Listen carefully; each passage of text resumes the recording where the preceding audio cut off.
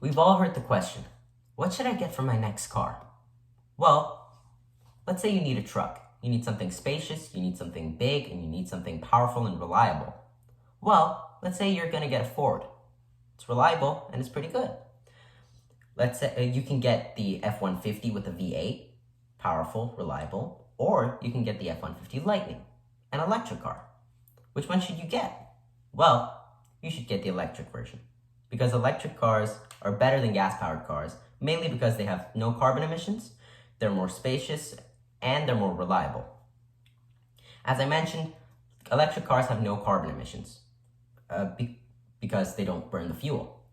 According to Forbes, about 27% of greenhouse gas emissions in the United States are contributed to transportation facilities, let's say daily driver cars or buses.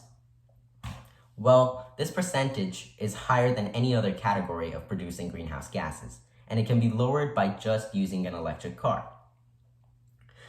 Electric cars are more reliable. They have less moving parts. They have less complex systems. They just have 4 motors, a set of batteries, and maybe a small transmission in the motors.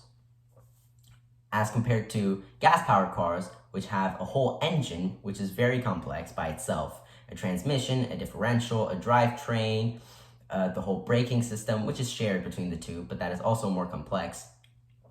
And a lot of cooling systems, which makes gas-powered cars, in theory, far less reliable, and in action, about 10 to 15% less reliable, according to Forbes. The gas-powered emissions are 27% according to the United States Environmental Protection Agency, not Forbes. Electric cars are also more spacious. Well, in the hood, for example, there won't be an engine, so many companies like Tesla, like Ford, like Chevrolet are using that space as another trunk. They call it a frunk. Well, some companies do that. Some companies like BMW, like Porsche, are not doing that. But electric cars will still be more spacious, as I mentioned. They won't have the transmission, the drivetrain, or the differential. So, in the cabin space itself will not have the column moving, in the leg space moving through the middle of the cabin. So, there will ultimately be more space for luggage and for passengers. Ultimately, people may argue that charging times are really high, lithium-ion batteries are hard to produce, and the price is really high for electric cars. Well, yes, all of those are true. However, for charging times, companies are constantly developing new systems to reduce that charging time. In the past 5 years, we have seen fast charging times drop from 40 minutes down to 20 minutes. And you can also charge your car at home during the night before you leave for work or wherever you're going. Lithium-ion batteries, yes, they're difficult to produce. However, they can all be recycled. Yes, the process is difficult, but as time goes on and as more recycling companies will emerge, as more electric car companies will emerge, the spending for recycling will ultimately go far lower.